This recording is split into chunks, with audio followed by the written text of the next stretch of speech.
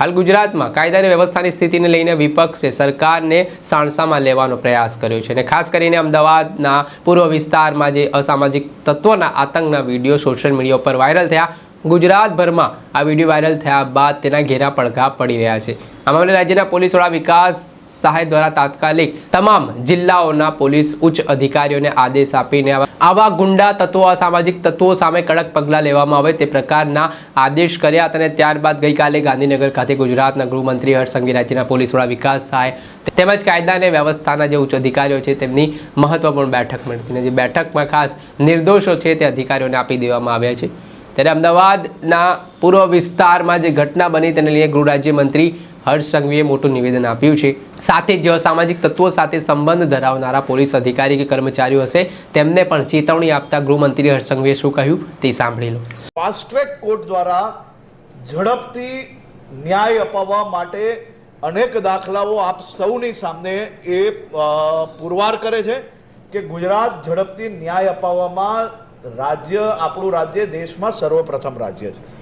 સુરત શહેરના જે કિસ્સાઓ એમને કીધું વધી ગયા છે, તો આઈપીસી કલમના હિસાબે જ આપણે જોઈએ તો 2020ની અંદર 33,824 કેસો દાખલ થયેલા, 2021ની અંદર 32,097 થયેલા અને 2023માં 11,499 કેસો દાખલ થયા છે, જે બીજા વર્ષો કરતા ઓછા છે।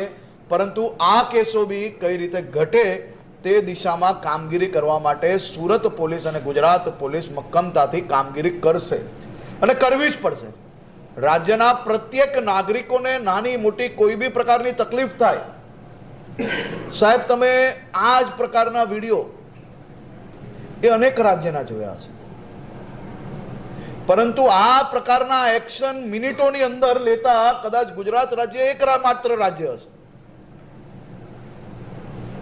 કે કલાકોની અંદર બધા ગુનેગારોને પકડવા માટે ટીમ બને, ગુનેગારો પકડાઈ જાય અને ગુનેગારો ભવિષ્યની અંદર આ પ્રકારનો ગુનો ના કરે તે માટે કડકમાં કડક પગલાં ભરવામાં આવે। આ પ્રકારના ગુનેગારોને રોકવા માટે પ્રિવેન્શન એક્શનો બી લેવાયેલા છે। આ જ ગુનેગારને 3 વાર પાસા હેઠળ અંદર નાખવામાં આવ્યો છે, પરંતુ આપ સૌ લોકો જાણો છો ક્યાંક ને ક્યાંકથી આ કાયદાની આટીગુટીમાં કોર્ટમાંથી જામીન મેળવવામાં આ લોકોને સફળતા પ્રાપ્ત થઈ, હજી તો પાસામાંથી છૂટીને જ આવ્યા છે। એટલે આ પ્રકારના ગુનેગારો પર કડક પગલાં ખાસ કરીને ભરવામાં આવ્યા છે અને હજી બી વધુ કડક પગલાં આ પ્રકારના ગુનેગારોની ગુજરાતભરમાં ભરવામાં આવશે અને તમામ દિશાએ ગુજરાત પોલીસના તમામ યુનિટોને આની એક માર્ગદર્શિકા ડીજીપી દ્વારા આપવામાં આવી છે, જે 100 કલાકની અંદર તૈયાર કરીને એમને ગુજરાતભરની અંદર આની ઉપર એક્શન લેવાના છે।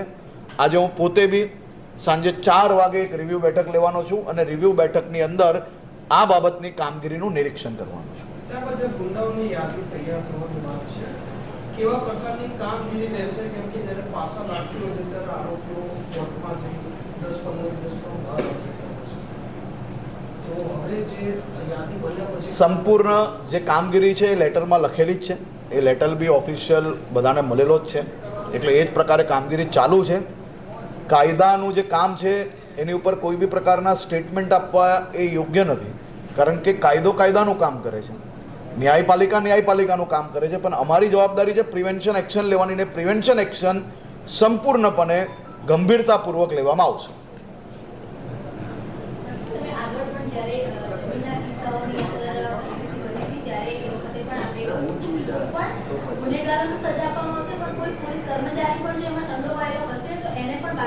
જરૂરથી, અને આ બાબતની બી તપાસ તમામ દિશાએ ચાલી રહી છે, કોઈ બી એક એજન્સી આ બાબતની તપાસો નથી કરતી અને આ પ્રકારના જે પોલીસના કોઈ બી જવાનો આવા લોકો જોડે જો બેસેલા કોઈ બી પ્રકારનો સંપર્ક મળશે તો એમને બી નોકરીથી હાથ ધોવો પડશે।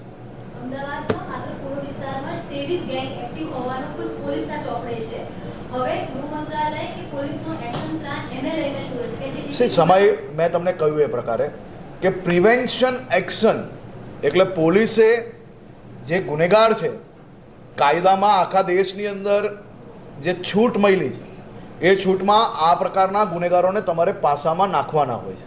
તો આ પ્રકારના ગુનેગારોને પાસામાં નાખવાની કામગીરી પોલીસ બરાબર કરે છે કે નહીં એ જોવાની હોય છે. અને આવા ગુનેગારોને જો પાસામાં સમયસર ઢકેલી લેવામાં આવે તો પોલીસની એ જ કામગીરી છે. પરંતુ હું એવું માનું છું કે એ લોકો જે ભાષામાં સમજે એ ભાષામાં પોલીસને સમજ છે કઈ રીતે કામ કરવાની, અને એ દિશામાં ગુજરાત પોલીસને સંપૂર્ણ સૂચના છે કે કોઈ બી ગુનેગાર એને કંટ્રોલમાં રાખવા માટે ગુનો પોતાના વિસ્તારમાં ના બને તેની સંપૂર્ણ જવાબદારી એ લોકલ પોલીસ સ્ટેશનની છે, ને ગંભીરતાપૂર્વક આવા ગુનેગારો પર પગલાં ભરવાના. એટલે હર્ષભાઈ, તમે કહો કે લોકલ પોલીસ તો સ્થાનિક પીઆઈ અથવા એસીપીની જવાબદારી નિશ્ચિત કરવા. જી હા, કોઈ બી વિસ્તારની અંદર આ પ્રકારના ગુનાઓ જો હેબિચ્યુઅલ ગુનેગાર દ્વારા થાય તો લોકલ પોલીસ સ્ટેશનની સંપૂર્ણ જવાબદારી છે. અને એ પોલીસ સ્ટેશનોની તપાસ જ્યારે બી આવા કોઈ ગુના થતા હોય તો સિનિયર અધિકારી દ્વારા ચાલતી હોય છે. અહીંયા બી આ તમામ ગુનેગારોના કોઈની બી જોડે સંપર્ક છે કે નહીં, જો અવારનવાર કોઈને મળતા હોય કોઈ પોલીસ જોડે કે પોલીસના કોઈ લાગતા વળગતા લોકો જોડે આ લોકોના સંપર્ક હશે તો બી જરૂરથી એ લોકો પર પગલાં ભરવામાં આવશે. પરંતુ મને માત્ર દુઃખ એક વાતનું છે,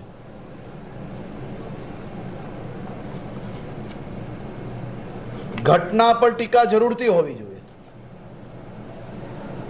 ઘટના બને તો ચૂંટાયેલા પ્રતિનિધિઓ એની પર ટીકા કરવી જ જોઈએ. પરંતુ આવો તો કેવો ડર સતાવે છે કે ગુનેગારો પર કડક પગલાં જે ભરાયા છે તેની ટીકા કરવામાં વ્યસ્ત છે આ નેતાઓ. શું આ પ્રકારના ગુનેગારો જે રાજ્યના નાગરિકોના હિતમાં સુરક્ષિત રખાયેલી જગ્યાઓ પર કબજો કરે તો એ ખાલી કરાવવો કે નહીં કરાવવો? શું આ પ્રકારના ગુનેગારો પર કડક પગલાં ભરવા કે નહીં ભરવા? ગુનેગાર કોઈ બી સમાજનો નથી હોતો, ગુનેગારનો કોઈ સમાજ નથી હોતો. ગુનેગાર કોઈ બી હોય એની ઉપર કડક પગલાં ભરવા જ જોઈએ, ને આનાથી બી વધુ કડક પગલાં ભરવામાં આવશે. આપણે સાંભળ્યા હતા ગૃહમંત્રી હર્ષ સંઘવી. તેમનું મહત્વનું નિવેદન સામે આવ્યું છે. તેમણે અસામાજિક તત્વોને હવે શાનમાં સમજી જવા માટે કહ્યું છે. ગુજરાતમાં રહેવું હોય તો શાંતિથી રહેવું પડશે, નહીંતર એવી કાર્યવાહી કરવામાં આવશે કે તેઓ વિચારી પણ નહીં શકે. તે પ્રકારની વાત પણ ગૃહમંત્રી હર્ષ સંઘવી દ્વારા કરવામાં આવી રહી છે. સાથે જ તેમણે પોલીસ ડિપાર્ટમેન્ટમાં કેટલાક કર્મચારીઓ અને અધિકારીઓ જે અસામાજિક તત્વોની સાંઠગાંઠ ધરાવતા હોય તે સુધરી જાય તે પ્રકારની પણ ટકોર તેમણે વિધાનસભા ગૃહમાંથી કરી હતી. દર્શક મિત્રો, એનકમ પ્રેસ ન્યૂઝને આપ લાઇક કરો, સબસ્ક્રાઇબ કરો અને શેર કરવાનું ભૂલતા નહીં.